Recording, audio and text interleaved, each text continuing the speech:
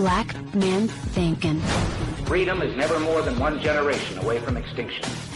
We didn't pass it on to our children in the bloodstream. The only way they can inherit the freedom we have known is if we fight for it, protect it, defend it, and then hand it to them with the well-taught lessons of how they in their lifetime must do the same. Black Man Thinkin. Anytime you throw your weight behind a political party that controls 2/3 of the government, and that party can't keep the promise that it made to you during election time, and you're dumb enough to walk around continuing to identify yourself with that party, you're not only a chump, but you're a traitor to your race. Black Man Thinkin. If we lose freedom here, there's no place to escape to. This is the last stand on earth. And this idea that government is beholden to the people, that it has no other source of power except the sovereign people, is still the newest and the most unique idea in all the long history of man's relation to man. Whether we believe in our capacity for self-government or whether we abandon the American Revolution and confess that a little intellectual elite in a far distant capital can plan our lives for us better than we can plan them ourselves. Black Man Thinkin. In this present crisis, government is not the solution to our problem. Government is the problem. Black Man Thinkin. Stanley Levy, Black Man Thinkin, here on the dominant force in internet conservatism, TalkAmericaRadio.us. Also, WDDQ, Talk 92.1 FM in Valdosta, Georgia. WJHC, Talk 107.5 FM, North Florida Talk Radio. Freedom in AmericaRadio.com. And WLBB News Talk AM 1330 and FM 106.3 in Carrollton, Georgia. Well, the family separation narrative that the left has been pushing and still continues to push, despite its popularity amongst the uneducated and uninformed left and others who remain uninformed, it has collapsed under the light of day, under the light of truth. It has so collapsed that even the media has started to turn on it, and surprise, surprise, CNN is among those who are taking it to task. For example, the 22nd of June, which I believe was Wednesday, CNN, there was a panel there that went after Time magazine for its photograph showing a young girl who had been taken from her mother at the border, and they put that photo there, and they had a superimposed beside it Photoshop Donald Trump looking down with some level of indifference toward the child's plight as she cried. This is what they had to say. They do. Well, okay, we're talking about politics and imagery, of course. Republicans are pouncing on Time magazine this week, which initially said that this girl, who they put on their cover, was carried away screaming by the U.S. Border Patrol. The correction now says her mother picked her up and the two were taken away together. But they're standing by their cover, which you see there on the screen. Now, this little girl was and really still is the face of this crisis, plastered across TV. Do you think that this undermines what really is a problem? Yes. And not just Republicans should pounce, media should pounce, Democrats should pounce, because when you make someone the emblem of a problem in a land where people have a lot of about media coverage and think this might be all somebody messing with them or exaggerating a problem that like existed in a different capacity under Obama, then yeah, when you put that person as the symbol, turns out she is not affected by that policy and in fact was not separated by her mother, and her mother was a repeat offender. Coming over the border again, and the father is subjected to this anyway. No matter what, it wouldn't have been a misdemeanor. And the father is none too happy back in Honduras about how this went down. Yes, people are going to wonder if you're lying to them about other things. That is a reasonable concern. You think that she's right? Yes, I do. This is infuriating that this happened because it hurts all media. Mm-hmm. It hurts all media, and the fact that this story about this little girl was too good to check, do better. Let's recap here. The mother was a repeat offender, so she was committing a felony crossing, illegal crossing into the United States. She was never separated from the child. The child was never separated from her. She was being searched. She had been carrying the child. It was late at night. She was asked to put the child down by her side so that the officials at the border could do their search. Upon finishing the search, the child who never left her was picked up again by her mother. The father did not agree with this woman taking this child on this 1,800-mile journey from from Honduras. So the family separation actually happened in Honduras when this woman, who has 3 other children, left her husband and other children behind to go 1,800 miles with a 2-year-old to the American border for a repeat offense at violating the U.S. sovereignty. Interesting. Now, of course, we're not stopping there. The officials of New York, the mayor of New York and the governor of the state of New York got involved, and it was just fantastic. Let's start here with the state of New York is actually looking to sue the Trump administration over this policy. At an hour well past most children's bedtime, a group of girls is led down a dark New York City street and into a social service agency. This footage, captured by New York One, shows the same children being led out a short time later, their faces and identities hidden, to be taken to foster homes. Later, in the light of day, the agency got a visit from the mayor of New York City, a critic of the family separation policy. We're all shocked at what we think is something happening far away. Well, I have to tell you, I am further shocked to find out today how much this policy has now come home right here to New York City and right here to this location. The mayor of New York said he was shocked to discover that 239 children had been brought to this facility alone. He says the city had no advance notice and to this day has no idea how many children in total have been brought to New York. Even though the Trump administration now says it will keep detained families together, the governor of New York State says he plans to sue the federal government on behalf of those already separated. They had no plan or accommodations for separating the children, and that's why you see the picture of them in cages and kennels and shipped all across the country. Several states have absorbed more than 2,200 children who've been taken from their families since the policy came into force. In Michigan, the director of one facility caring for kids says they're doing their best, but the children are suffering. Children talking about, not having a chance to say goodbye to mom or dad, often going to the foster home crying throughout the night, having nightmares, waking up, calling for mom and dad. With no clear plan to reunite families already apart, New York officials are vowing to keep the pressure on until they're back together.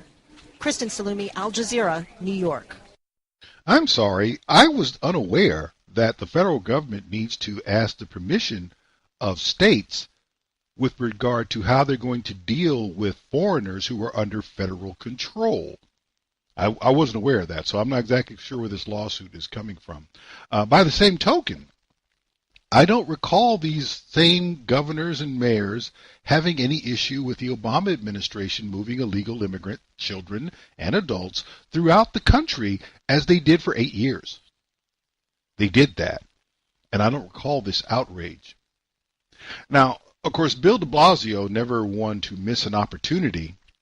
He and a number of other left-leaning mayors of American cities went down to the border in Texas to try to get a hearing from someone with the Border Patrol, and it was laughable, but you got to hear this for yourself. This is Bill de Blasio trying to get someone to pay attention to him at the border in Texas. Is someone here a supervisor to talk to? Anyone here to talk to, sir? Hi, how you doing? Bill de Blasio, Mayor of New York City. Is there a supervisor to talk to here?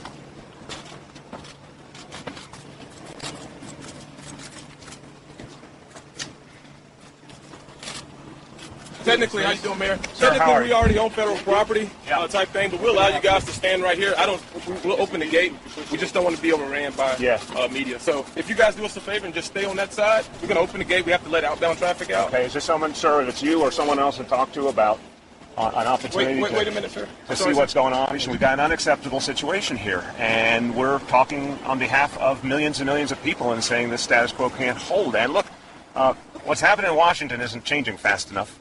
We're trying to show the American people that this is a situation that does not represent our values, and our constituents don't accept it, and we need change. Your constituents don't accept it? They need change?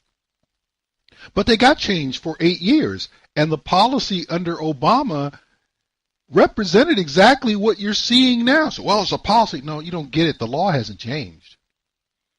And under Obama, he established family detention centers that kept families together while their cases were being processed. Well, that policy is being revived, but let's not forget that those Obama-era centers were criticized for keeping children detained even if they were still with their parents. You were detaining the children even if they were still, really? A court ruled that those detention centers violated the Flores Agreement of 1997 and that families should be released together. So they were being detained, quote unquote, in the same facility but separately.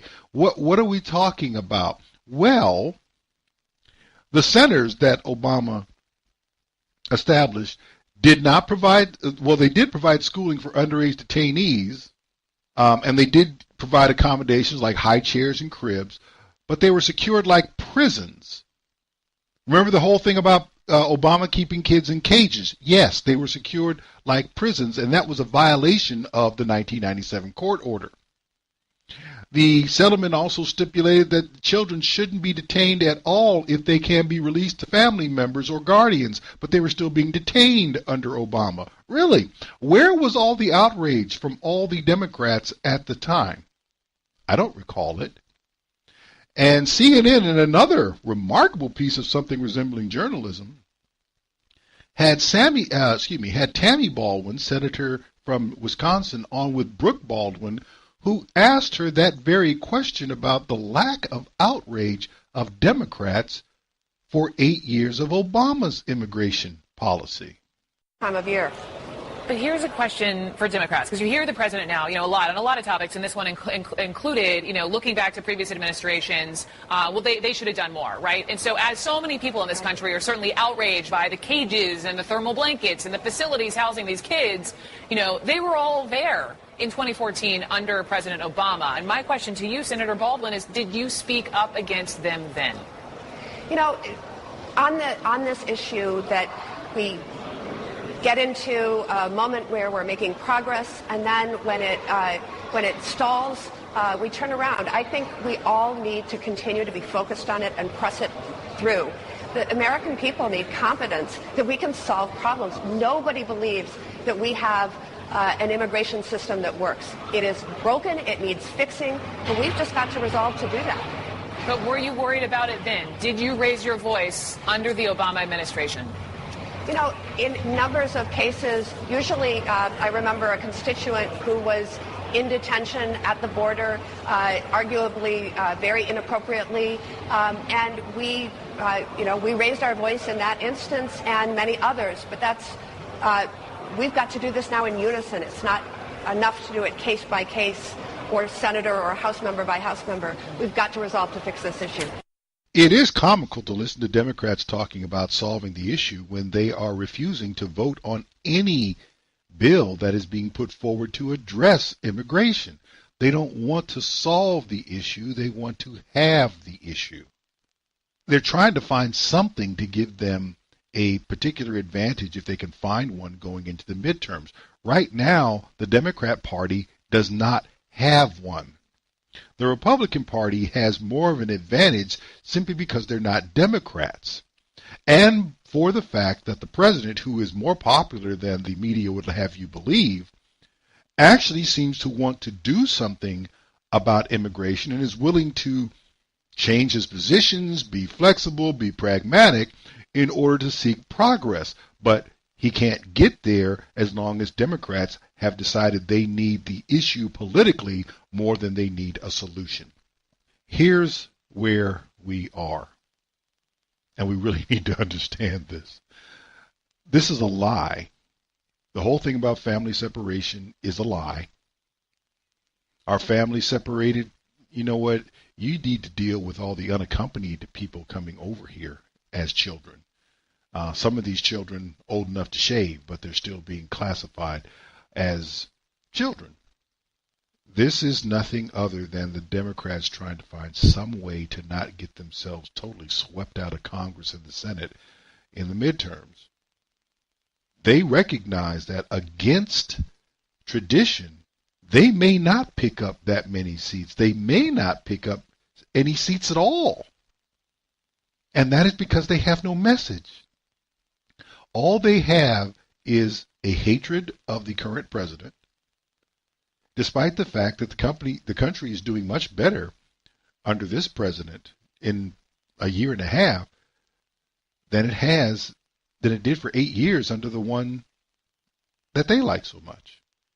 This is going to be interesting because they're going to play this thing out even now that it has been exposed, since they have nowhere else to go except the IG report, which is what they're really running from. They're going to hang on to this. Stanley, Levy, Black Man Thinking. We'll be back right after this.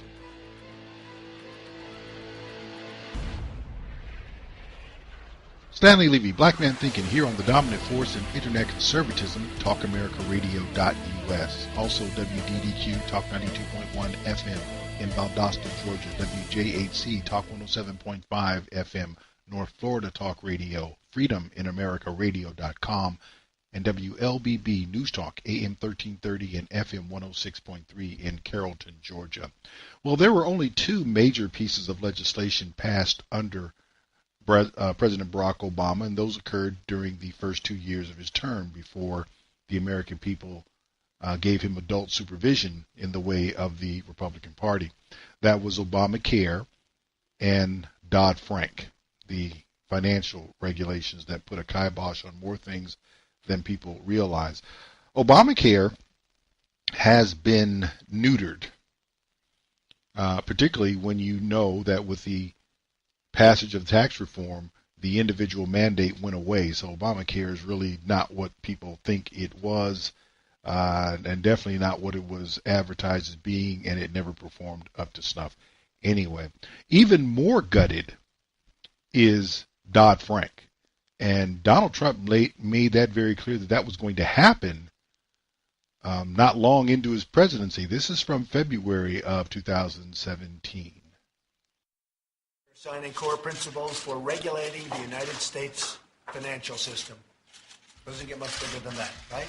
President Donald Trump signed executive actions setting the framework to scale back the sweeping Dodd-Frank Act and other financial regulations on Friday, acting on his campaign promise to dismantle rules that were put in place following the financial crisis. It's frankly just not doing what it set out to do. One action directs the Treasury Department and financial regulators to come up with a plan to revise key parts of Dodd-Frank, like the capital requirements that banks are required to maintain, which could make those so-called stress tests less stressful. They're also likely to consider reinterpreting or scrapping the Volcker Rule, which currently prevents banks from making speculative investments with deposit-insured funds. And the Trump administration has expressed interest in redirecting the mission of the Consumer Financial Protection Bureau, which imposes regulations on consumer products like mortgages, payday loans, and debt collection. In a separate action, Trump took aim at the fiduciary rule, due for launch in April. It was designed to protect small investors in retirement accounts by preventing their financial advisors from steering them towards investments with higher commissions and fees. But the Trump administration says the rule actually hurts investors by limiting their choices. The president's moves angered Democrats who defend strict oversight of Wall Street as a way to protect Main Street. Senator Elizabeth Warren tweeted, "After literally standing next to Wall Street CEOs, real Donald Trump made it easier for investment advisors to cheat you out of your savings." While Trump could try to work with Congress to make certain policy changes, he has broad latitude to influence financial regulations through the executive branch. In an interview with the Wall Street Journal, White House National Economic Council Director Gary Cohn, former president of Goldman Sachs, characterized the actions Friday as a, quote, table setter, paving the way for more orders down the road. Financial stocks rallied Friday, and the index of big banks is up about 25% since the U.S. election.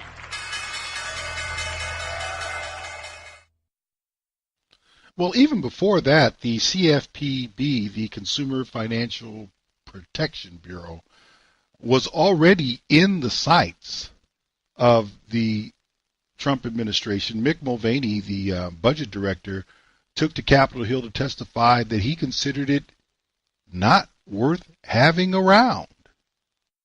There was a time at which you were quite critical of the CFPB, stating that, I've got to get the right page in front of me, but if I paraphrase, that it's a sad, sick joke. Do you still believe that CFPB is a sad, sick joke?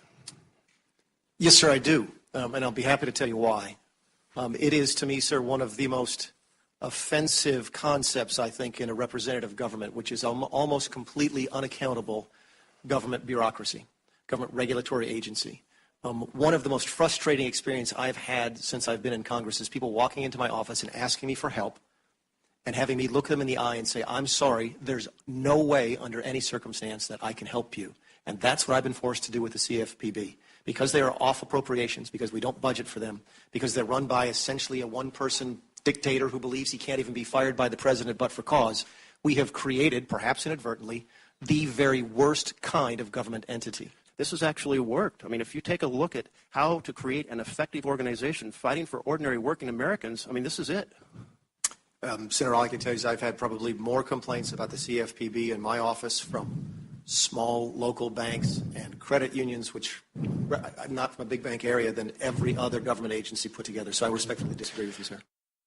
It's hard to find something that more clearly shows the difference between Donald Trump and those who think like him and progressives and Democrats in Congress.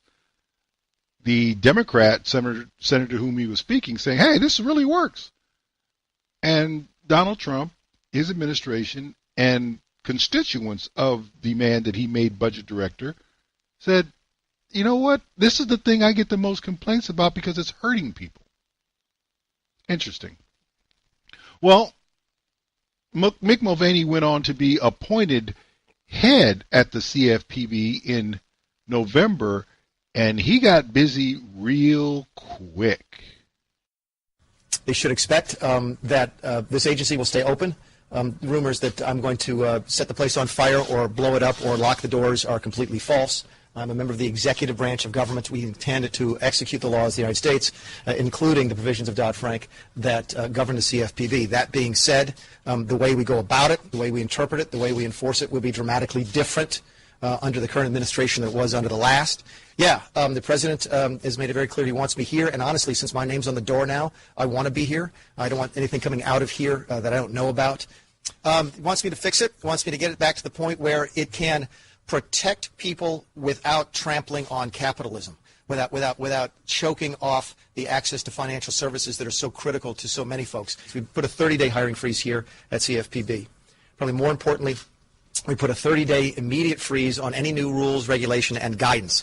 Anything that's in the pipeline stops for at least 30 days while I get a chance to see exactly what's going on. If the law allowed this place not to exist, I'd sit down with the president and try and make the case that other agencies can probably do this job just as, or if not more effectively. Is that clear enough for you? That was in November of 2017. In January, Mulvaney canceled an investigation into a South Carolina payday lender. He also dropped a lawsuit the CFPB was pursuing against an online lender that they found was charging high interest. He suspended a short-term payday loan regulation. He froze all hiring. He submitted a budget, I believe, for the second quarter of the year of $0, no money. We don't need any money for this place. In June, he fired, here's what happened in June of this year. Acting Director of the Consumer Financial Protection Bureau, Mick Mulvaney, reportedly fired all 25 members of the Bureau's Consumer Advisory Board on Wednesday. The board helps identify the impact that emerging market trends, practices, and services might have on consumers, including problems facing Americans treated unfairly by firms. Critics are concerned that Mulvaney has been weakening the CFPB from within. Mulvaney became acting director last year. While in Congress, he was critical of the watchdog group. On Monday, 11 members of the panel criticized Mulvaney for canceling the only 2 meetings the board had planned for the year and said the Bureau was moving away from helping everyday Americans. The CFPB will reportedly reform the group in the fall with all new members. The Washington Post reports the members Mulvaney fired were told they could not reapply for the board. In other words, hit the road, Jack, and don't you come back no more. This is serious. When Donald Trump sets out to do something, he does find a way to try to get it done. And dismantling things with Dodd-Frank, not the least of which neutering, if not removing, CFPB has been one of them. And then on the 24th of May, Donald Trump signed a very important piece of legislation. It is called the Economic Growth, Regulatory Relief, and Consumer Protection Act. This is truly a great day for America and a great day for American workers and small businesses all throughout the nation. The legislation I'm signing today rolls back the crippling Dodd-Frank regulations that are crushing community banks and credit unions nationwide. They were in such trouble. One size fits all. Those rules just don't work. And community banks and credit unions should be regulated the same way, and you have to really look at this. They should be regulated the same way with proviso for safety as in the past when they were vibrant and strong, but they shouldn't be regulated the same way as the large, complex financial institutions. And that's what happened, and they were being put out of business one by one. And they weren't lending. Since its passage in 2010, Dodd-Frank has dealt a huge blow to community banking. As a candidate, I pledged that we would rescue these community banks from Dodd-Frank, the disaster of Dodd-Frank. And now we are keeping that commitment, and all of the people with me are keeping that commitment. Incredible group of people. Dodd-Frank's complex and costly regulations gave large banks an unfair competitive advantage at the expense of neighborhood banks all over the country. Since Dodd-Frank's passage just 8 years ago, 20% of small banks have been put out of business. They disappeared. While banks that were considered too big to fail, we've heard that many times, too big to fail, had the resources to comply with Dodd-Frank's brutal maze of costly regulations. And maybe we're going to have to start looking at that also for the larger institutions, because they also are put at a disadvantage in terms of loaning money to people wanting to open up businesses. So perhaps we'll be taking a look at that. Many small banks were forced to shut down.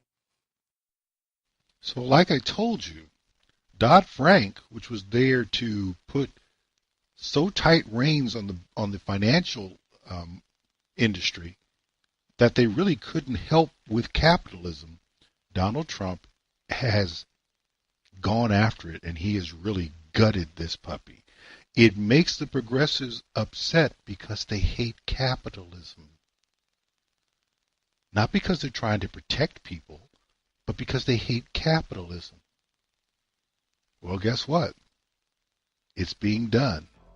ObamaCare's gone, and now you're looking at Dodd-Frank going the same way, even more so. Stanley, Levy, Black Man Thinking. We'll be back right after this.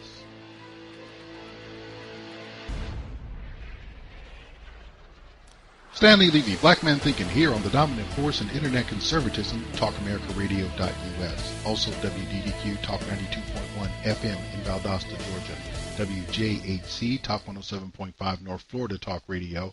FreedomInAmericaRadio.com and WLBB News Talk, AM 1330 and FM 106.3 in Carrollton, Georgia. Well, you guys remember back in February of this year, there was a terrible shooting at a high school in Florida. As a result, we had town hall meetings where Senator Marco Rubio looked like a weak, pathetic fool.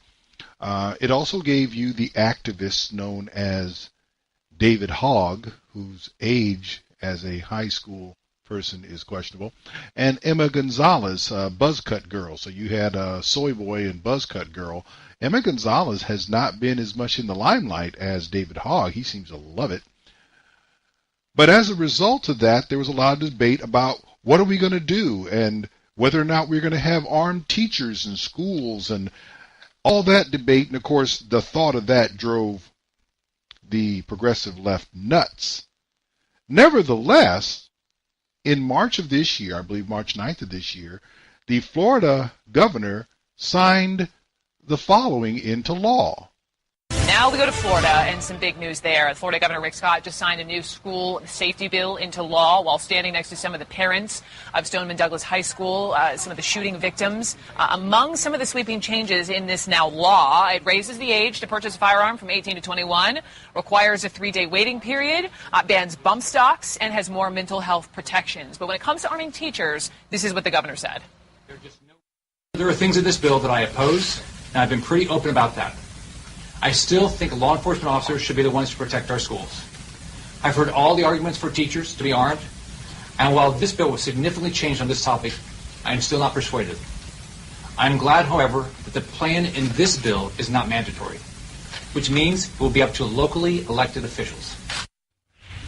So let's start there with my friend, CNN political commentator Van Jones, host of the Van Jones Show, and we'll get all into your big guest this weekend. But Van, I wanted to start on what we just heard out of Florida. I mean, this is a big, big deal. The fact that this new law flies in the face with so much of what the NRA stands for, especially that moving the age from 18 to 21. This is a Republican governor. This is a Republican, majority state House and state Senate. Is this progress?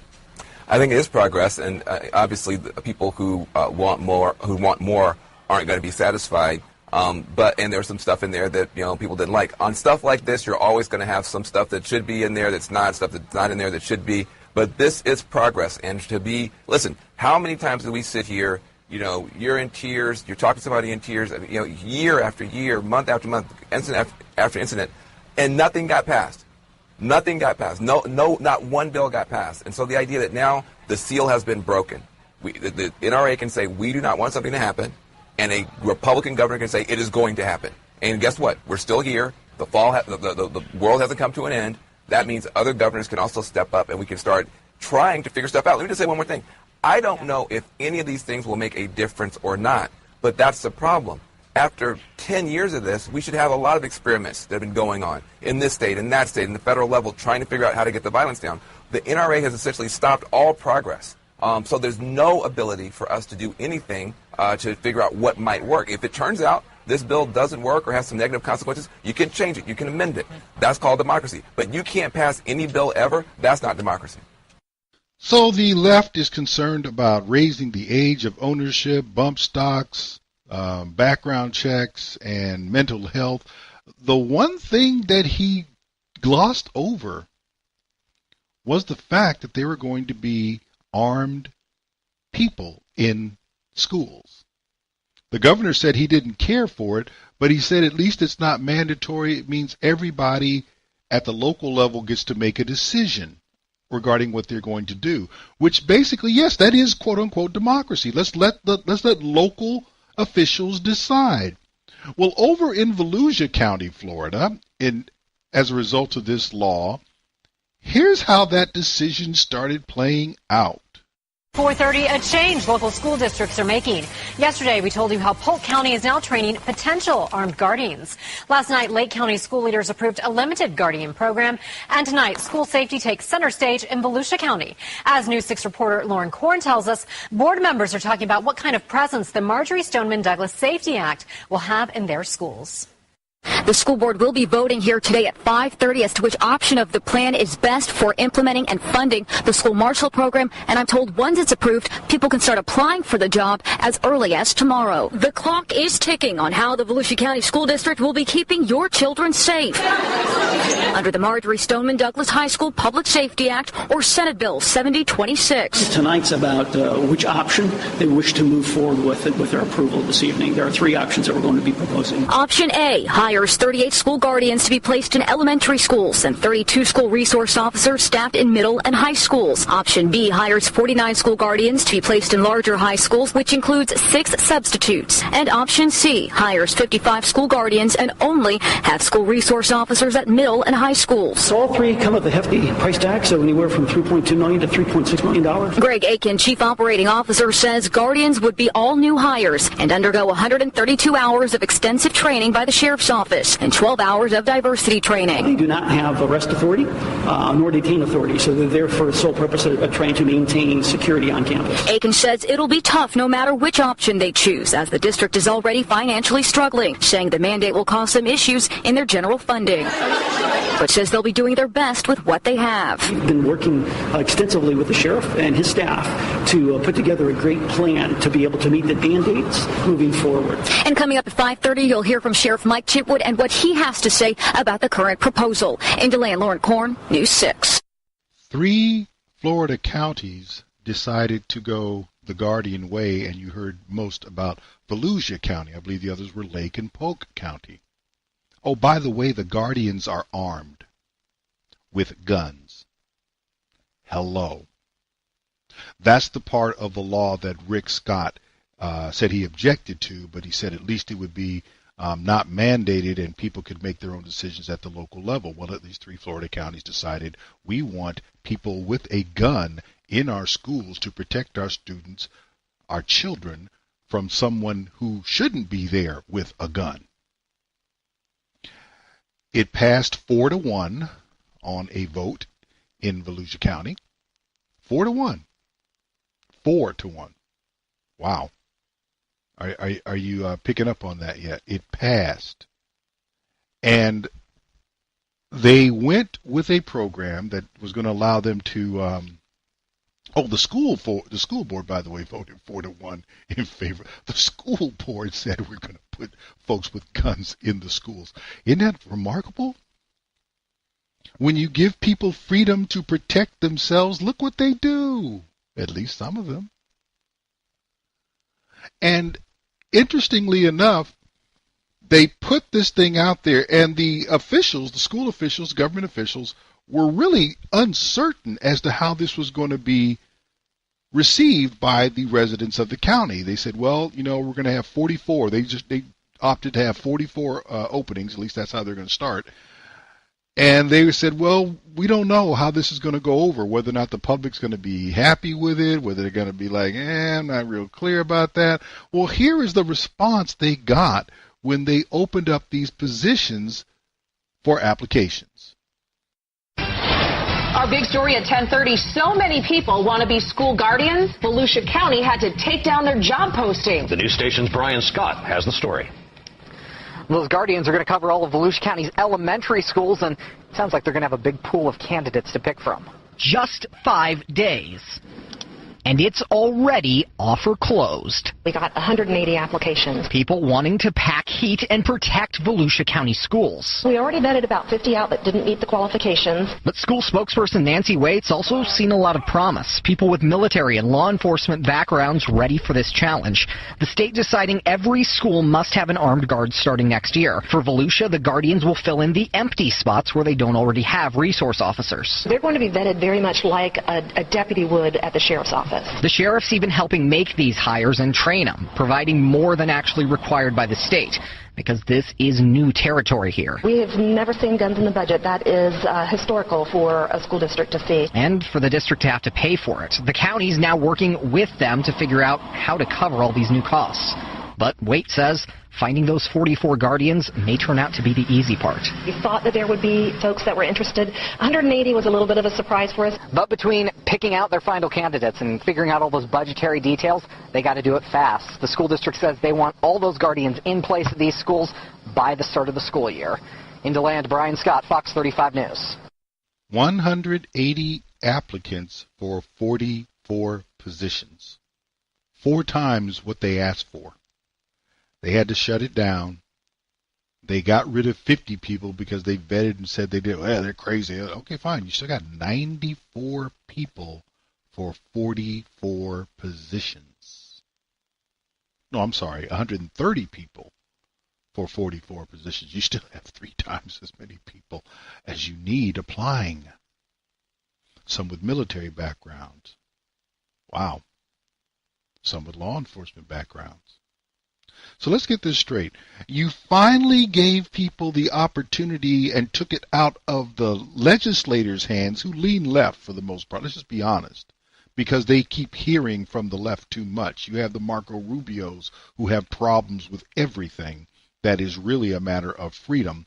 And now you took it out of their hands and put it down there in the hands closer to the parents. They're not the parents per se, but you put it in the hands of the parents. And it said, you know what? We're not going to go the Sandy Hook route. We're not going to go the way you want us to go. We would rather put people in our county, put guns in their hands and put them in the schools and say, bring it if you want to try to hurt our kids. We'll be here waiting for you. Guess what? That's Americanism. If you want to hurt mine, you're going to have to step over me to do it. And what the left wants to focus on is, well, look what we got. We got bump stocks. All that stuff can go away. Trust me. But what won't go away is the idea that you have people in the county putting themselves potentially in harm's way to protect the children so that they will be safe in schools. Somehow, that's getting glossed over by the left. But trust me, that's what this whole thing is going to be about. The decision at the local level to put our defense in our own hands, at the county level, at the city level, at the school board level. You're going to see many more people looking at what could happen and saying, I'd rather have somebody sane with a gun to protect against a crazy with a gun than put up a sign that says school gun-free zone and hope that works out. Wow. Stanley, Levy, Black Man Thinking. We'll be back right after this.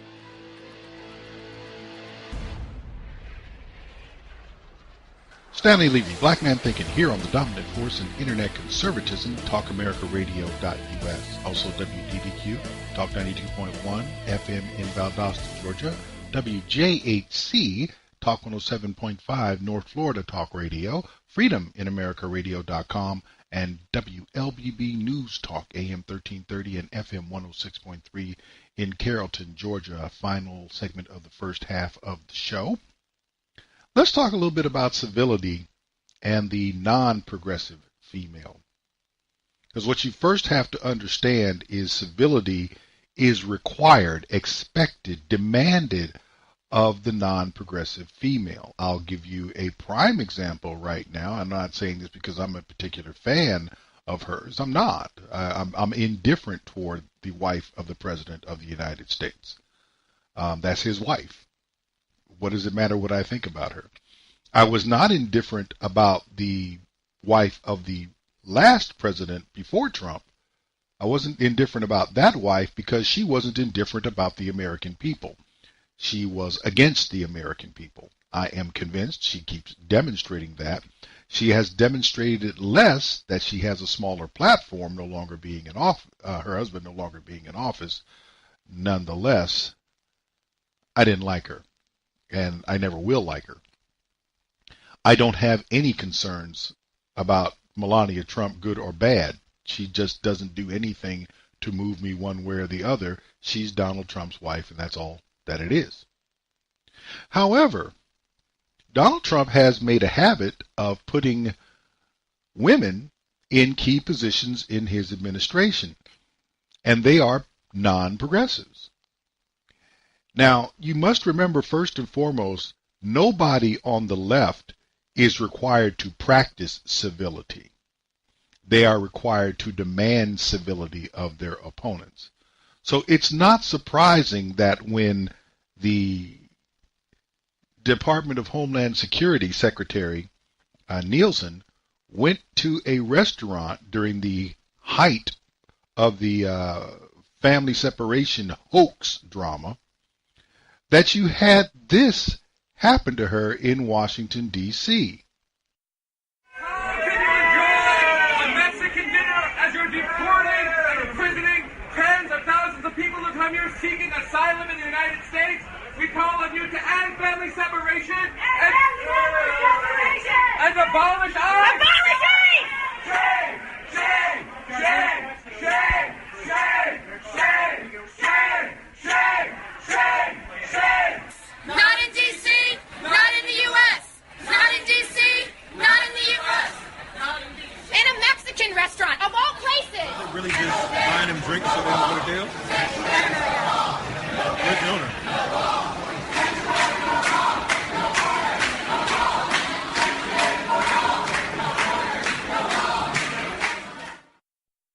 If you picked up on the gentleman speaking in the background toward the end, talking about, well, buy them a drink so they don't go to jail.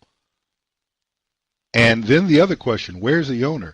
That is the question for me. If I'm the owner of a restaurant, the last thing I want is a bunch of yahoos standing in my restaurant protesting, making it possible that all my patrons might want to leave, or at least are going to have a bad dining experience. I would have the police there quick, fast and in a hurry and say all of these people who are protesting, standing up and giving this woman a difficult time for being in my restaurant and patronizing, giving me her business and her money, you got to go. So where was the owner? Where was the manager? Somebody was in charge there, and this was clearly trespassing. They weren't there to buy anything. They were there to harass somebody. They were there to disrupt the business of the restaurant. Why did you not protect that? Because you're a progressive too. Or you're worse than a progressive. You're a scared non-progressive. They don't have the right to come into a restaurant. A restaurant is not public property and harass anyone. They don't. And also, this past Saturday, Pam Bondi, Attorney General, at least or former attorney, I think he still is the Attorney General of Florida, went to see a documentary on Mr. Rogers. And when she emerged, she was heckled. This isn't very neighborly. Leftist heckling Florida Attorney General Pam Bondi at a documentary on children's TV host Mr. Rogers.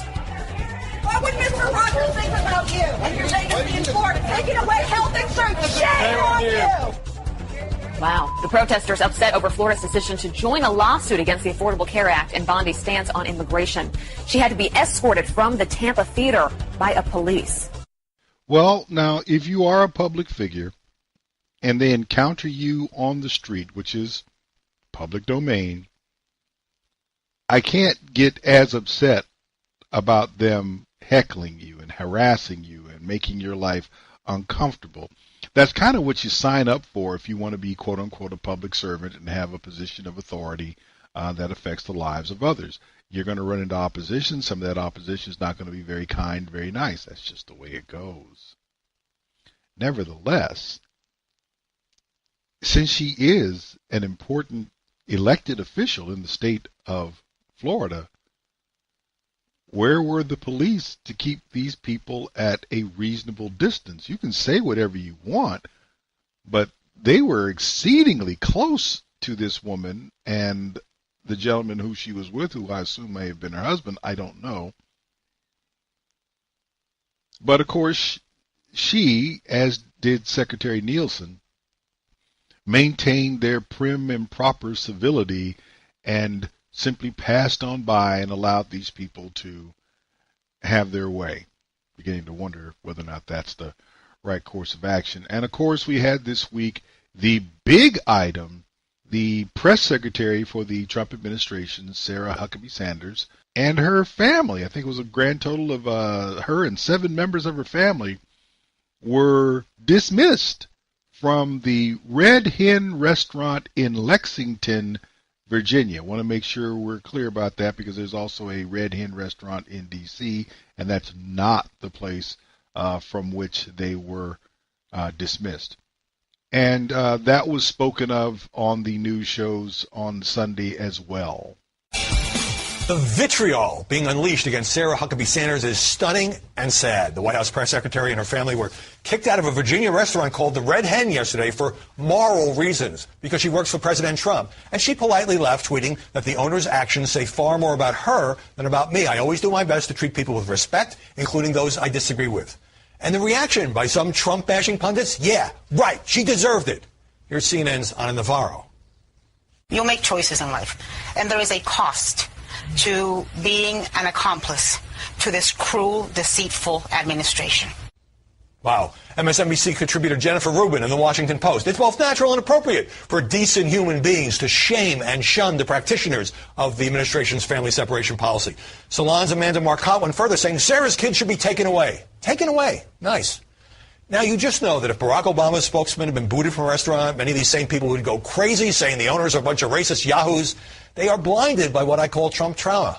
There's a tragic history in America of some people being refused service at lunch counters. So what's next? Is it okay to pick at people's houses? That happened on Friday with Kirsten Nielsen's townhouse in Virginia. Shun their kids at school? Should Amazon refuse to deliver them packages? This is sheer tribalism. It's fueled by hatred, and it's painful to see at least some pundits defend it. It's not painful to see pundits defend it. It's expected to see liberals take advantage of the civility of those who are not progressive as they are. That's what you come to expect. There is no civility among progressives. They demand civility of the other side. That's where the problem comes in. We are at this point where we're not recognizing that there's a war going on. It is a war. It is for the governability of this country. It is for, to be honest, the decency of society. If you're not willing to acknowledge that the left is indecent, when you cannot refuse service to someone because of their immorality in form of homosexuality, but you can throw them out of your establishment because of the immorality of the person they work for? Really? That's a double standard. We have a problem. And as long as you put up with it, the problem will continue. You need to go after these people. In the same way that they go after you, I'm not necessarily saying that. But you need to make it very clear that this is not acceptable. People in the media who hire pundits like Ana Navarro, who is, well, she's detestable. You should have a conversation with them and let them know, I don't want to see this person. If someone is writing that they should take someone's children away because they happen to work for a particular president, really? You need to let them know that that person that byline needs to no longer appear in your publication. Civility is not what works against the uncivil. You need to display resolve. And resolve is not walking away with your dignity. Resolve is standing flat-footed and declaring your liberty. I'm going to turn this over to my good friend Ron Edwards, and after that we'll be back with hour 2 of Black Man Thinking.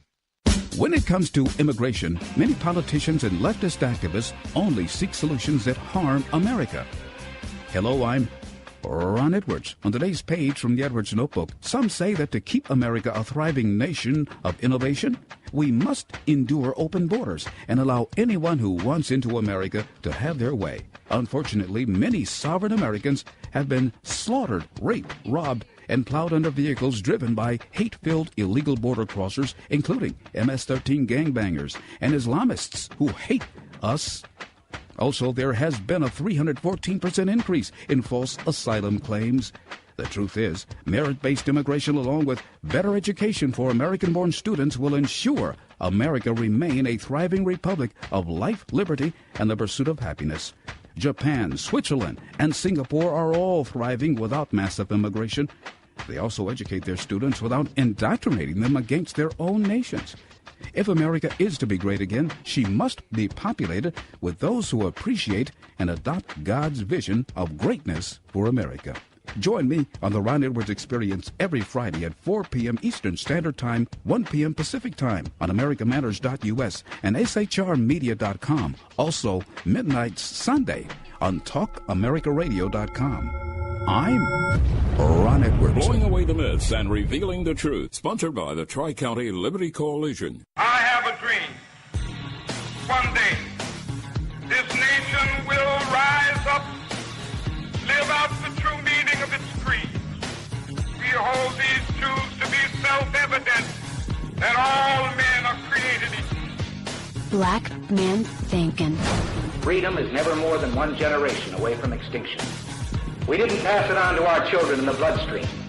The only way they can inherit the freedom we have known is if we fight for it, protect it, defend it, and then hand it to them with the well-taught lessons of how they in their lifetime must do the same. Black Men Thinkin. Anytime you throw your weight behind a political party that controls 2/3 of the government, and that party can't keep the promise that it made to you during election time, and you are dumb enough to walk around continuing to identify yourself with that party, you're not only a chump, but you're a traitor to your race. Black Men Thinkin. If we lose freedom here, there's no place to escape to. This is the last stand on earth. And this idea that government is beholden to the people, that it has no other source of power except the sovereign people, is still the newest and the most unique idea in all the long history of man's relation to man. Whether we believe in our capacity for self-government or whether we abandon the American Revolution and confess that a little intellectual elite in a far distant capital can plan our lives for us better than we can plan them ourselves. Black Man Thinkin. In this present crisis, government is not the solution to our problem. Government is the problem. Black Man Thinkin. Stanley Levy with Hour 2 of Black Man Thinkin here on the dominant force in Internet conservatism, TalkAmericaRadio.us. Also WDDQ, Talk 92.1 FM in Valdosta, Georgia. WJHC, Talk 107.5 FM, North Florida Talk Radio. Freedom in America Radio.com. And WLBB News Talk, AM 1330 and FM 106.3 in Carrollton, Georgia. I'm having a real problem with this one. This makes no sense to me. Back in 1973, there was a gentleman, and I use that term very loosely, in New York City who killed 2 police officers. And he was sentenced. He was caught. He was tried. He was convicted. He was sentenced to life in prison. Because at the time, New York did not have the death penalty. That's another problem, but that's a different problem. Well, because of that different problem, a couple of idiots on the New York parole board decided to turn a cop killer loose. And needless to say that the New York Police Department is not happy about this. This is how ABC in New York covered the release. This was back in March of this year. Outrage tonight by the New York City Police Union after the killer of 2 New York cops ambushed in 1971 has been granted parole. Herman Bell, then a member of the Black Liberation Army, now 70 years old, the parole board saying he's been a model inmate who deserved freedom. The 2 murdered cops lured to the Wrangell houses in Upper Manhattan by a bogus 911 call all those years ago. Eyewitness News reporter Tim Fleischer live in Harlem with the story. Tim. And, Bill, this is where those officers were murdered in cold blood. But now, 47 years later, there is, as you point out, outrage because one of their convicted killers is being paroled. The parole board has chosen to release one of the most dangerous criminals of our time. Surrounded by a blue wall of NYPD officers, Diane Piagentini and her daughters, Deborah and Mary, are condemning parole board members who are releasing Herman Bell, the convicted killer of their husband and father. They were assassinated only because they wore the blue uniform. No other reason. Joseph Piagentini and his partner, Waverly Jones, were ambushed by Bell and 2 other members of the Black Liberation Army. Jones died instantly. Wounded, Piagentini begged for his life. And this animal took his weapon and pumped 22 rounds into him. 1, 2, 3, 4. If you've ever shot a gun, you know how difficult that is. Herman Bell and the 2 others were convicted and sentenced to 25 years to life, the most serious penalty in those days. But now police and the victims' families are calling out the 2 parole board members, demanding they be fired. They've lost the vision of what's right and what's wrong. And this decision is wrong. Commissioner Otis Cruz and Commissioner Carol Shapiro. They should be fired. The parole board, considering multiple factors, wrote in part, your incarcerated debt has been paid to society, warranting the completion of your sentence on community supervision. I'm very troubled by it. This was a premeditated killing of a police officer. That should be life in prison, period. One of the men convicted died in prison. Another one, Anthony Button, he is due to be paroled or scheduled to go before the parole board in June. This is crazy to me. You lure police officers into an ambush, kill them, kill one instantly. Oh, by the way, the officers, Piagentini, and the other gentleman who was a police officer was a black man. He was killed instantly. Piagentini begged for his life. I'm not crazy about that part, but instead of not killing someone, to shoot him 22 times? I don't think he survived after the first few extra rounds you pumped into him. I don't think so. And the problem was that the city did not have a death penalty at that time. Here's the problem with this. You're sending a message to everyone. The police departments will feel it most acutely, but all of society. This was so bad that you even heard Mayor de Blasio, who is nobody's right-thinking individual, looking at this and saying, oh no, you kill a cop, you don't get out. You don't ever get out if you kill a cop. And what you have is some leftist members of the parole board, how they got on the parole board is a whole other issue. But a woman and a Latino who decided that somehow killing a police officer, if you sit in jail long enough, it's all good, even though it was premeditated. Let me help you with something. There is really no such thing as a non-premeditated murder of a police officer. You know who he is. If they're in uniform, you can't tell me that you didn't mean it. Well, that was back in March. Well, and the parole board was not quite done. This was from this past week. And new here at noon, New York's parole board grants the release of another convicted cop killer. 69-year-old Robert Hayes will soon be released from prison. Hayes was sentenced to 25 years to life and was previously denied parole 10 times. He was convicted in the 1973 murder of transit police officer Sidney Thompson. The police union is critical of the decision, saying, quote, it is long past time for our state leaders to take action to fix the holes they've torn open in our parole system and stop these cop-killing monsters from escaping into our streets. As an aside, once again, the police officer who was killed was black. So these are black men killing black men back in the 1970s. I guess that should give you some idea of how long the progressive foolishness that has penetrated the black community has been at work. Guys, let me help you out with something. Police are better than you. Police are better than me. When you actually say that you are committed enough to want to help people, to put on a badge, take an oath, take a gun, that you might defend yourself and others, and walk daily into harm's way, because that's where you're going. Let me help you. Harm is out there. That's not the issue, whether or not there's harm out there. There is harm out there. The only question is when you may run into it and how serious it may be. And in a place like New York City, you can get killed any day. In almost any major urban area, if you're a police officer, you can get killed any day.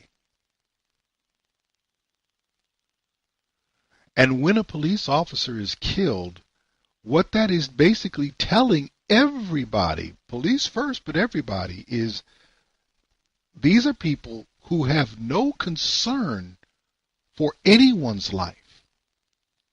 They have no respect for any societal guidelines, none of that.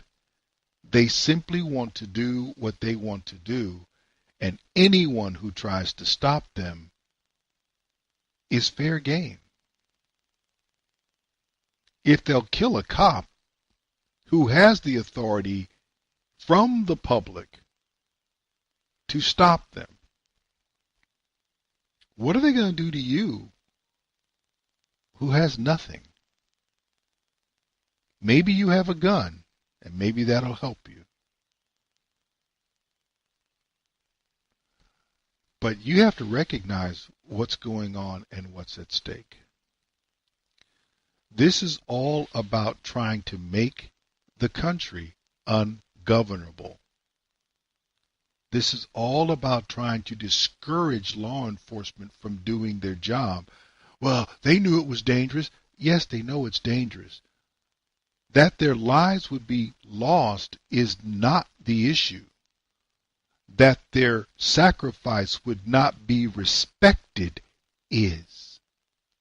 The life of a police officer, of anyone who puts themselves into law enforcement, that life is precious and deserves to be respected above that of those who would not make their daily sacrifice.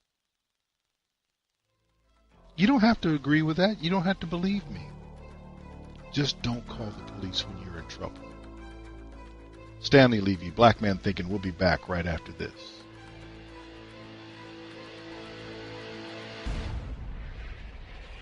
Stanley Levy, Black Man Thinking, here on the dominant force in Internet conservatism, TalkAmericaRadio.us. Also, WDDQ, Talk 92.1 FM in Valdosta, Georgia. WJHC, 107.5 North Florida Talk Radio, FreedomInAmericaRadio.com, and WLBB News Talk, AM 1330 and FM 106.3. I spoke a little last week about whether or not the momentum in the homosexual agenda and the progress it was making in this country was starting to come to an end, whether or not that wave had crested. And I'm finding a little bit more information to suggest that maybe it has. For example, earlier this month, a former high school teacher in New Jersey who said on Facebook that homosexuality is a sin, and as a result she was suspended and eventually resigned, citing that she was under a lot of stress, she settled a lawsuit. This is from NewJersey.com. A former Union high school teacher who resigned nearly 6 years ago after posting anti-gay comments on social media has settled her long-standing lawsuit against the district for $132,500. She got the money. Jenny Vicky Knox will receive $24,000 for back wages, about $64,000 for claims of emotional distress, and $44,000 in attorney fees. So the attorney got 1/3. That's kind of the way it goes.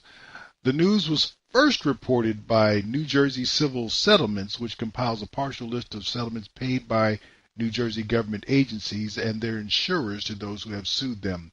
Knox, a 56-year-old township resident who taught special education, described homosexuality as a perverted spirit and a sin that breeds like cancer in her 2011 Facebook post. That's pretty brazen. She's accurate, but okay. Why parade? This is a quote. Why parade your unnatural, immoral behaviors before the rest of us? Knox wrote. I do not have to tolerate anything others wish to do. I do have to love and speak and do what's right. Her comments were in reference to an LGBT History Month display that appeared at the high school where she began teaching in 2000. She was removed from her classroom in October of 2011. 2 days after school officials became aware of the post. She was suspended without pay in December that year and resigning from her teaching position in June of 2012. In December, Knox agreed to a 3-year suspension of her teaching certificate. So Knox attorneys, they filed a suit in October 2013. They claimed she suffered irreparable harm, including humiliation, embarrassment, emotional distress, and damage to her reputation. Well, back on June 5th, she got $132,500.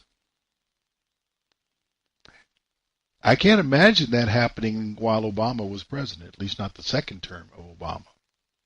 She just would be labeled a hateful individual, and she deserves whatever whatever she got, and she was humiliated. She deserved that. Well, she deserves that now, plus $132,000. That's one example. There's also, you might remember Jack Phillips, the baker whose case went all the way to the Supreme Court, and they ruled that he did have the right to not make cakes for a homosexual wedding. Well, Jack Phillips told the Christian Post that his bakery, Masterpiece Cake Shop in Lakewood, Colorado, has seen 3 times more customers since his Supreme Court victory. We have had so many people coming by to support us as the case has gone on, and there has been an outpouring of love and support since the decision came down. The state's targeting of my beliefs cost me 40% of my business and forced me from 10 employees down to 4. But we're so happy to be busy doing what we do best at our shop. We're also eager to start designing custom wedding cakes again. A cake is a canvas, and I'm really looking forward to creating beautiful art that celebrates such a special day. Close to 400 supporters lined up at Masterpiece Cake Shop to celebrate his Supreme Court victory earlier this month, according to the Alliance Defending Freedom, whose lawyers defended him. Cookies were offered to the LGBT activists who came out to protest. Wow. Here another quote. Since we won, we've seen far more support than negativity. Even people who don't believe what I do about marriage, including many who identify as LGBT, have been so encouraging. Tolerance is a two-way street. I think we forgot that, progressives. If we want freedom for ourselves, we have to extend it to those with whom we disagree. Most people get that. Most people who are not left of center get that. So when the right decision was made, that he should be able to follow his conscience with respect to God and his faith,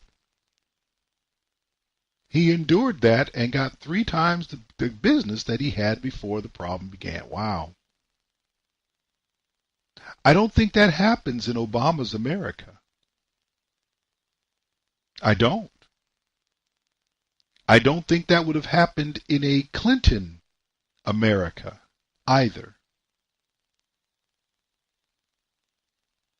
But it has happened now, and it's a good thing. It's a very good thing, by the way. Here's another thing which I know, I'm sorry, you cannot convince me that this would have happened in in Obama's America, not in D.C. A D.C. restaurant expels a transgender woman who used the women's restroom. A restaurant asked a transgender woman for ID when she tried to use the women's restroom and kicked her out when she refused. Charlotte Clymer, an activist who were... See, let me help you out. This is not a woman. This is a man pretending to be a woman, and with probably some surgical or medical help. Charlotte Clymer, an activist who works with the Human Rights Campaign, was celebrating a bachelorette party with friends at Cuba Libre restaurant and rum bar in Northwest D.C. when she was stopped by staff members as she tried to use the women's restroom.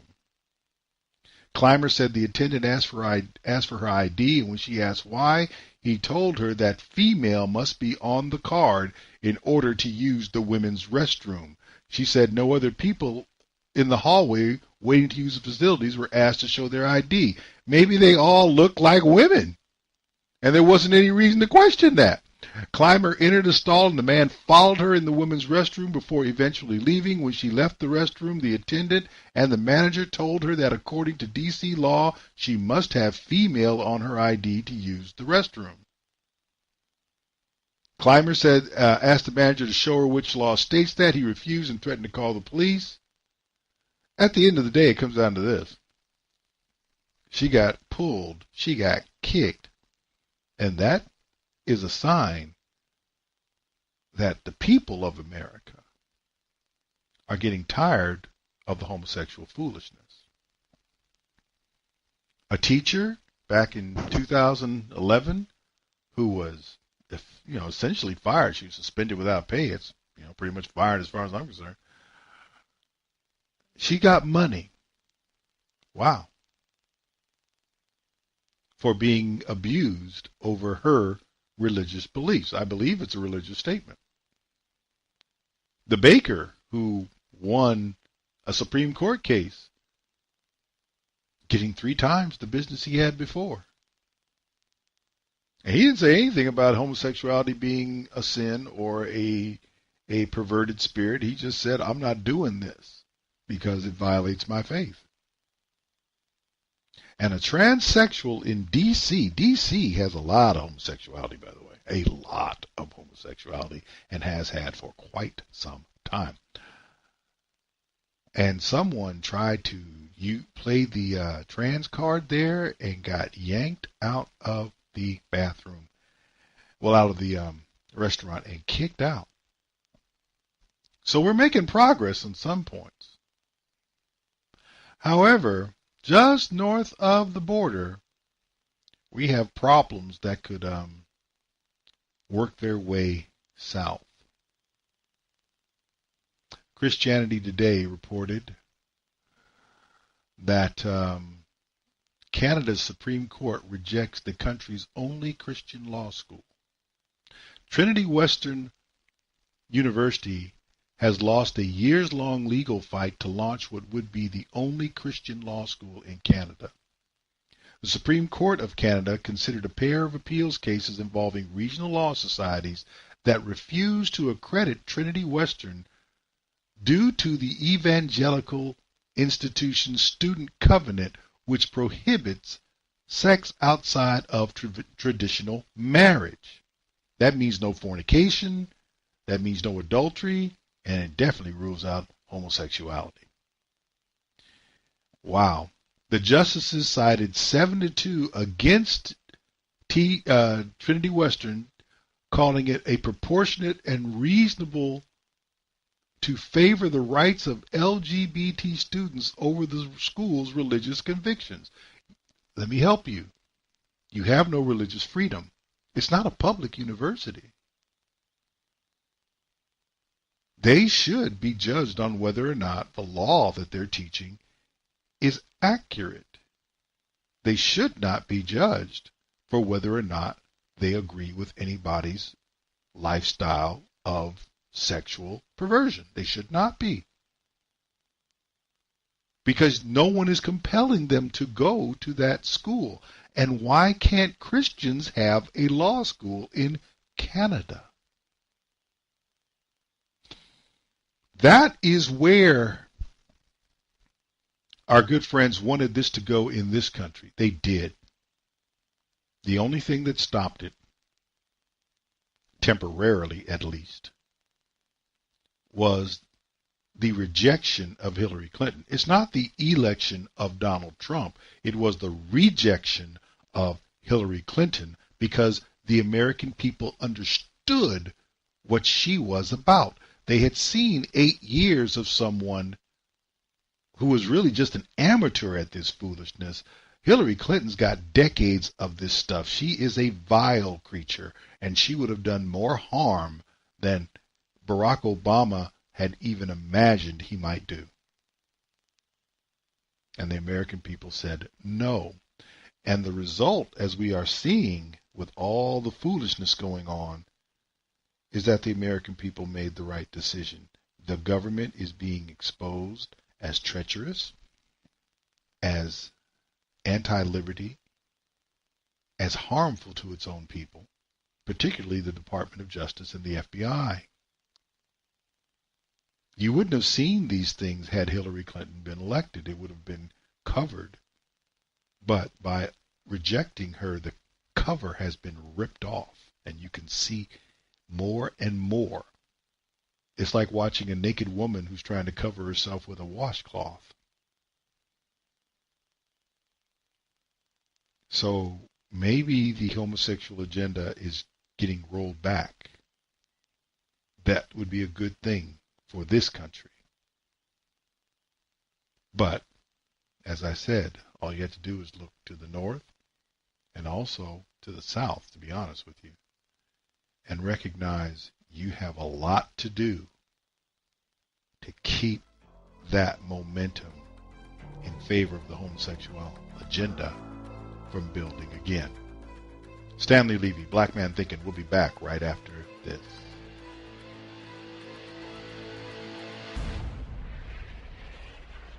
Stanley Levy, Black Man Thinking, here on the dominant force in internet conservatism, TalkAmericaRadio.us. Also WDDQ, Talk 92.1 FM in Valdosta, Georgia. WJHC, Talk 107.5 FM, North Florida Talk Radio. FreedomInAmericaRadio.com. And WLBB News Talk, AM 1330 and FM 106.3 in Carrollton, Georgia. The progressive lies are getting pimp-slapped, and it was bad enough when the lies were coming from the government, but now, of course, it's getting a little bit more out of hand than that.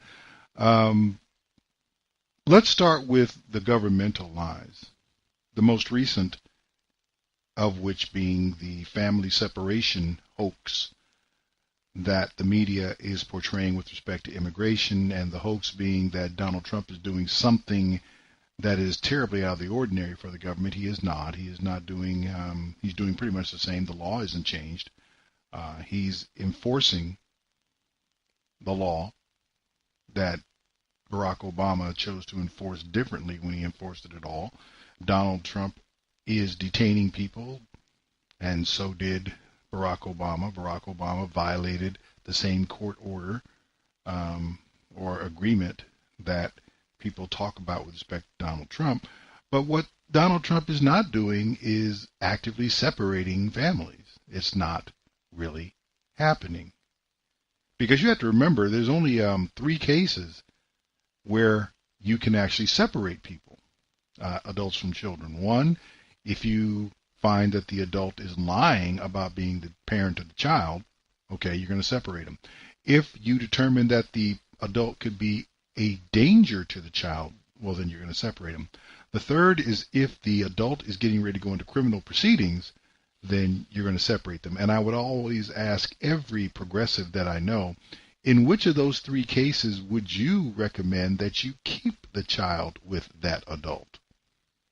With respect to asylum, the interesting thing about that is there's a 1997 court order that's in effect that basically says you can only house children, I believe, for 20 days.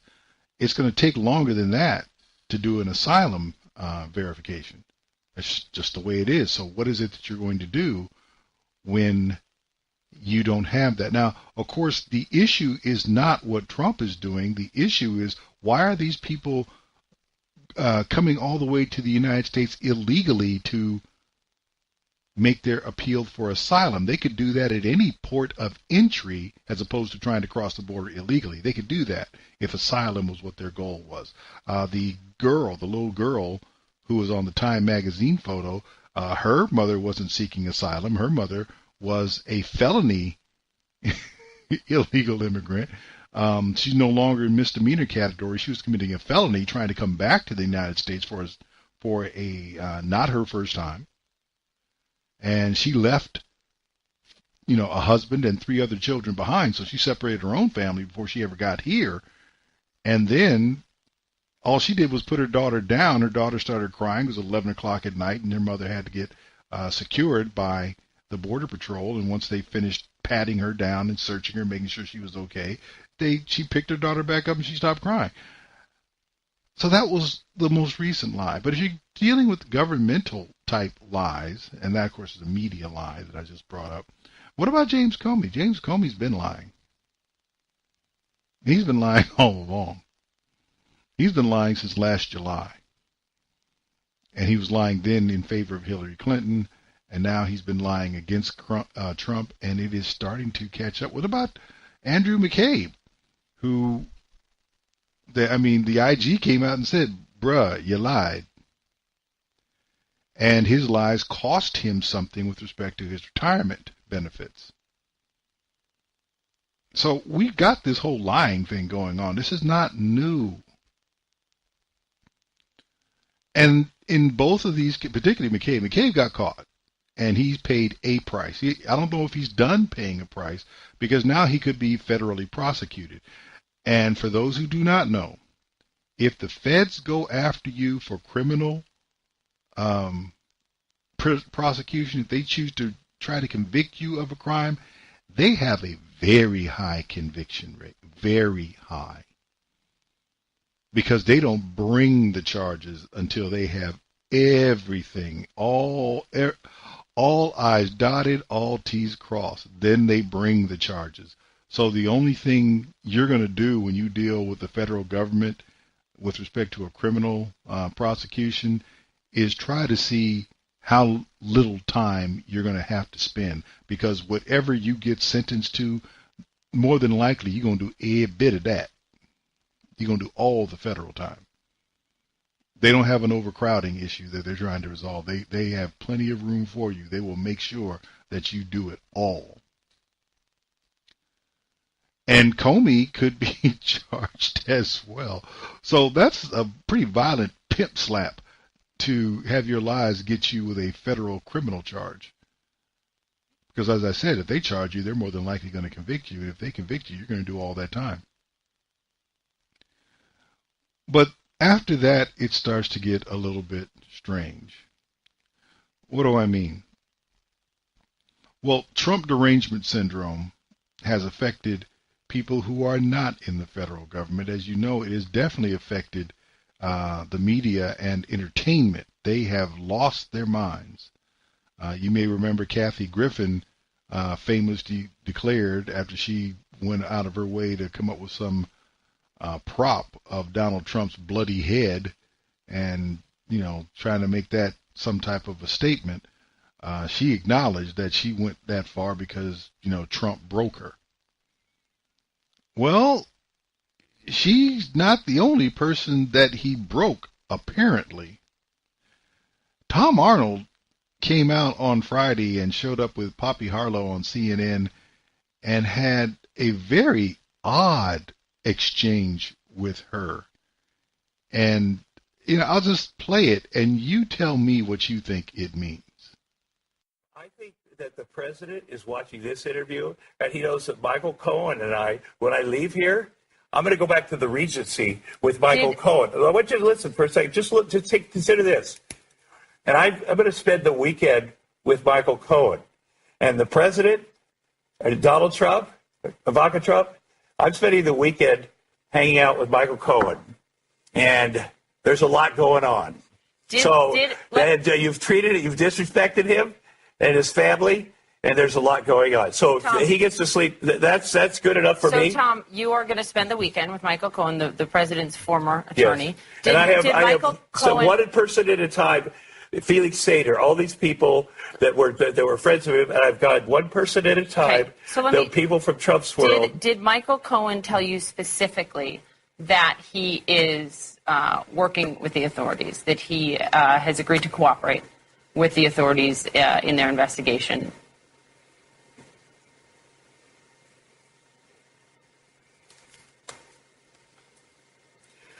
I wouldn't. This is too important to me to F around, and you know the word I'm talking about. And I have a 5-year-old son and a 2-year-old daughter, and that's really why I'm doing the show. And we're having fun with these Trump tapes. But this is serious to me, Poppy, and I'm not effing around. I'm asking you. No, I'm not saying you think I am.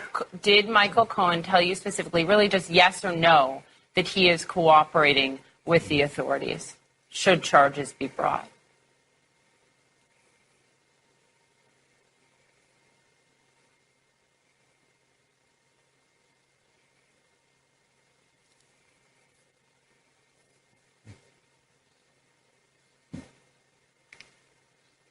Did he tell you?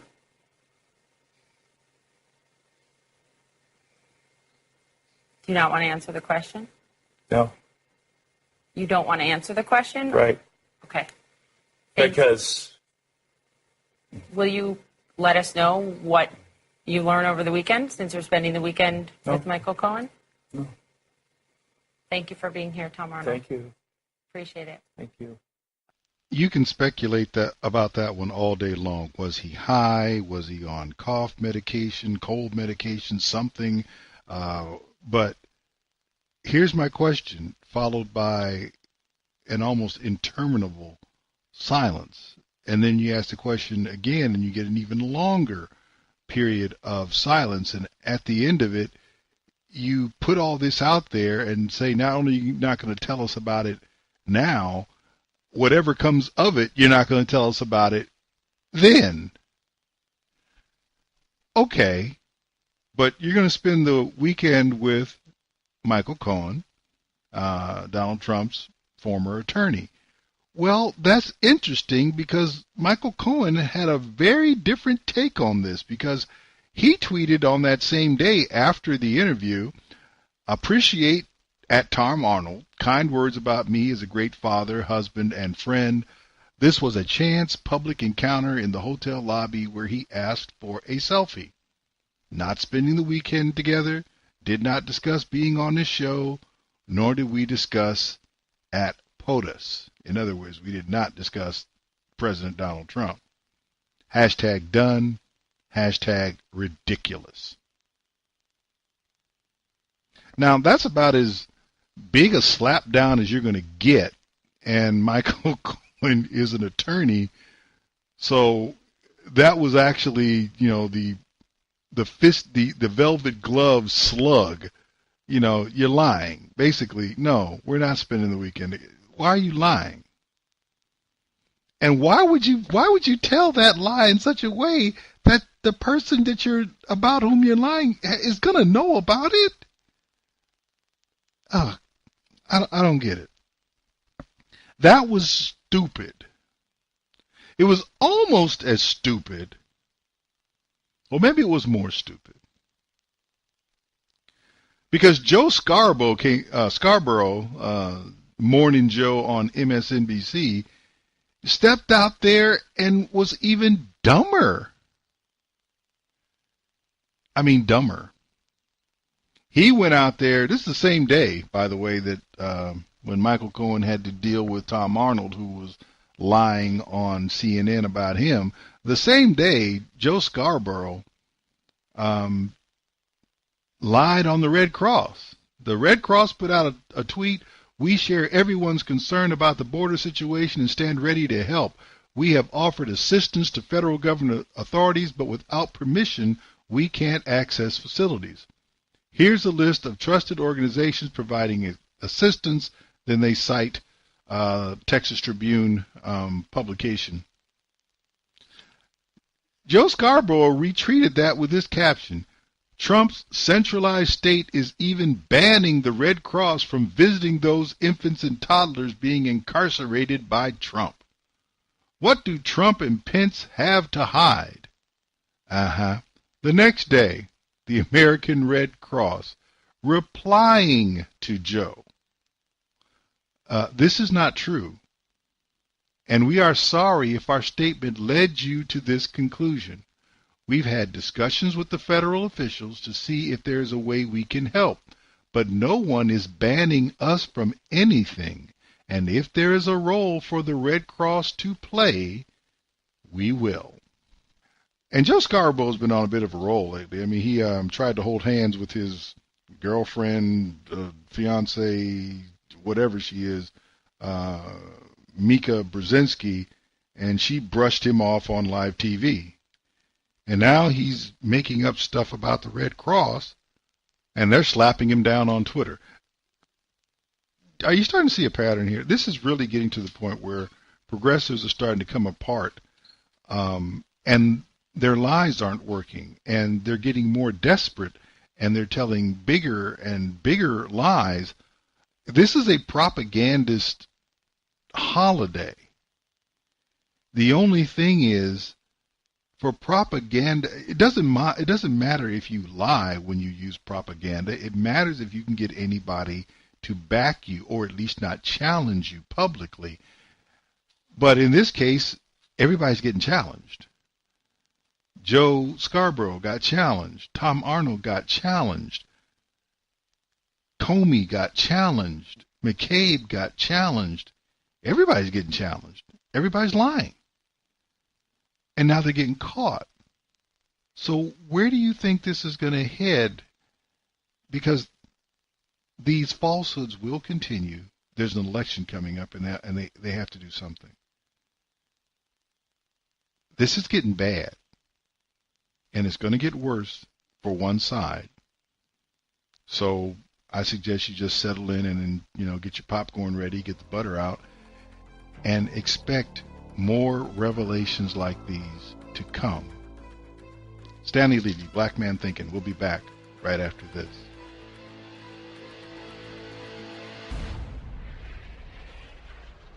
Stanley Levy, Black Man Thinking, here on the dominant force in internet conservatism, TalkAmericaRadio.us. Also, WDDQ, Talk 92.1 FM in Valdosta, Georgia. WJHC, 107.5 FM, North Florida Talk Radio, FreedomInAmericaRadio.com, and WLBB News Talk, AM 1330 and FM 106.3 in Carrollton, Georgia. Final segment of the show. Starbucks is struggling. What's going on with Starbucks has finally hit the share price and the value of the company. It is down. Now, what you won't hear from the analysts and everyone else is what I think is going on. And, of course, that doesn't mean I'm right. But there is a lot of effort trying to talk past what I think the real problem with Starbucks is. Here's what happened on the Today Show back on the 20th of June when Starbucks was announcing all of its problems. Starbucks stock sank last night after the company announced it's scaling back stores. The chain says it's closing 150 company-operated locations and will also slow down the number of licensed stores that it opens going forward. All this could soon change how and where you buy that morning coffee you're sipping right now. This morning, Starbucks appears to be losing steam. The coffee giant planning to close 150 stores next year in its most saturated markets. The company says that's up from an average of about 50 closures a year. In a statement, Starbucks president and CEO Kevin Johnson saying in part, our recent performance does not reflect the potential of our exceptional brand. It is not acceptable. We must move faster to address the more rapidly changing preferences and needs of our customers. Starbucks is going through a little bit of growing pains right now. I think what the CEO is saying is that Starbucks is indeed facing challenges with their own customer and with the consumers at large. Like many companies, Starbucks is putting a renewed focus on its digital platform. 39% of sales last quarter came from its loyalty program and mobile app, and Starbucks says it has added 5 million new online customers since April. But it's been a rocky few months for the coffee giant. This month, former CEO Howard Schultz said he'd stepped down as executive chairman after more than 30 years of making Starbucks a household name. That move coming just 1 week after Starbucks shut down all 8,000 of its U.S. stores to provide employees racial bias education. Well, what did they do? What did they do? After the April arrest of 2 black men inside a Philadelphia store prompted accusations of racism. What happened and the way that incident escalated and the outcome was nothing but reprehensible. And I'm sorry. It's an icy time for Starbucks, whether you like your coffee hot or cold. Now Starbucks shifting its business to put a renewed focus on the customer. I think Starbucks is definitely going through a renewal of how it approaches and attracts today's consumer. You can also expect to see more of a focus on teas and what Starbucks is calling wellness products on the shelf there as you check out. That started this week with the launch of a new hot pink mango dragon fruit drink. Starbucks says that, guys, is going to be a permanent addition to the menu. And of course, it appears to be highly Instagrammable. Do you have any thoughts on the pumpkin latte, or is it too soon? Get rid of it! Thank you. Thank you. Okay, when you get past all of the let's not make it sound bad, or the technical jargon or the business jargon that's designed to go over your head, let's basically come back to what the CEO said. Our current performance is unacceptable and does not reflect the potential of our brand. In other words, You're not living up to your potential. Oh. Now, that's an interesting thing to hear from a CEO. We're not living up to our potential. Why is that? Why are you closing 3 times the number of stores this year as you do any other year? Why are you reducing your rate of store openings from 3% to 1%? What's going on here? Now, on the other side, they're going to give back a significant amount of money, more than $20 billion, I think it's more than $25 billion to shareholders in the form of dividends and buybacks over the course of the next couple of fiscal years. Well, that means they're doing good. No, it doesn't. Because if it meant they were doing good, the stock would not have gone down. Understand this. The people who know what's going on are simply waiting for news to confirm their suspicions, and once they have it, they move. They've moved on Starbucks, and the price has gone down. Does that mean that Starbucks is going to be defunct? That would be a pretty premature announcement.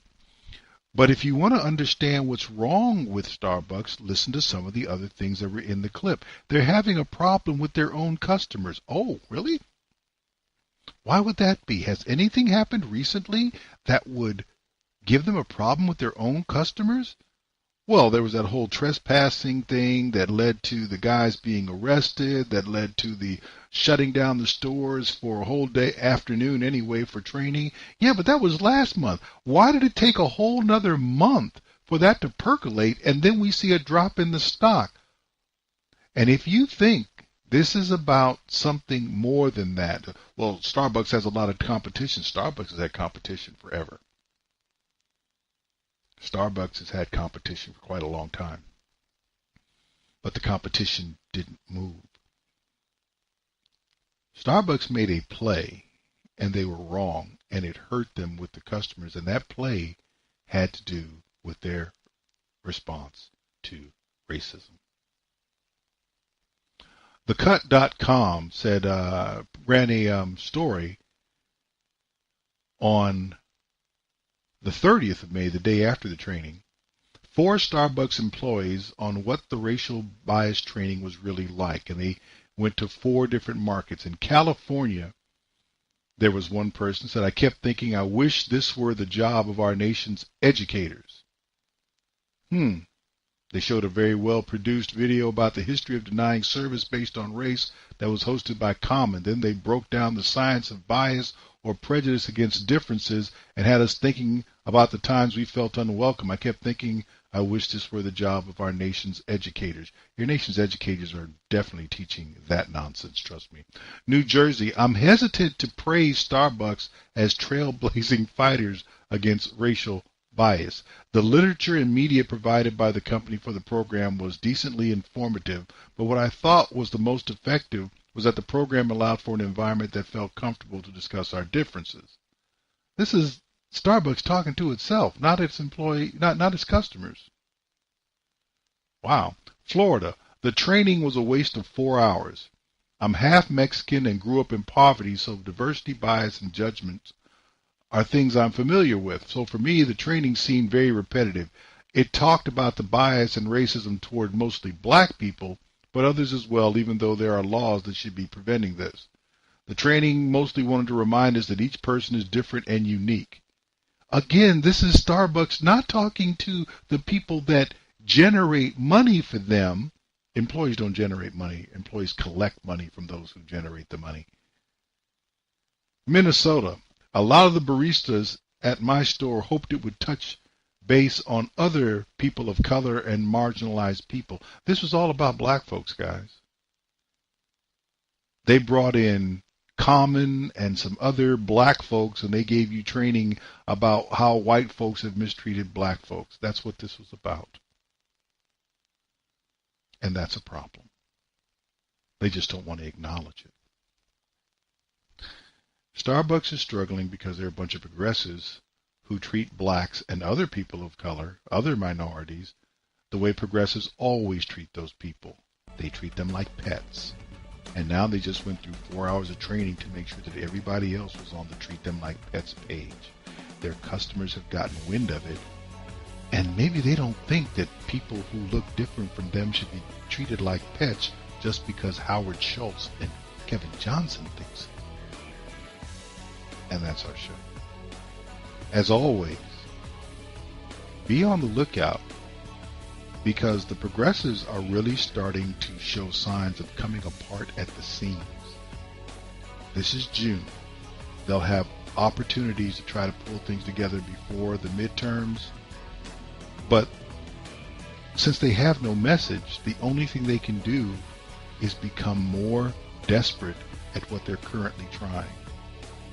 And they're currently trying to simply say that Donald Trump hates everybody, and that Republicans hate everybody that Donald Trump forgot to hate. They have no message. They have nothing to uplift the American people. They have nothing to continue to strengthen the economy. They have nothing. But they're going to talk about Trump. And when they talk about Trump, as always, they're not talking about Trump. They're talking about you. Until next week, may God bless and keep you. Do take care. You've been listening to Black Man Thinkin' with your host, Stan Levy. Join Stan midnight to 2 a.m. That's late Monday night into early Tuesday morning. And find him on the web at Black Man Thinkin' without the G. That's blackmanthinkin.com.